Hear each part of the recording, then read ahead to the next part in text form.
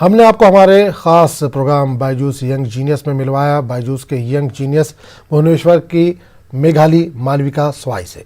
आइए दिखाते हैं हमारे प्रोग्राम में आने के बाद कैसा रहा उनका तजुर्बा।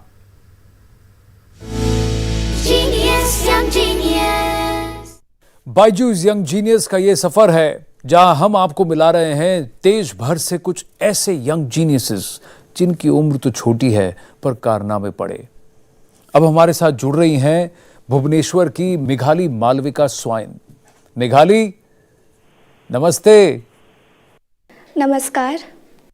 कैसा लगा आपको बायजूस यंग जीनियस में आकर? मैं जानना चाहता हूं। मैं आनंद बोल रहा हूं। बायजूस यंग जीनियस पे आके मेरे को बहुत अच्छा लगा।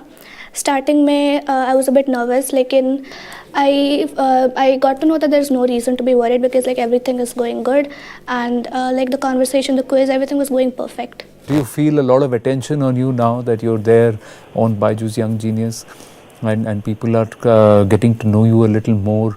Or are you just going to say, अच्छा ये सब तो होता रहेगा, I'm going to focus on my ability?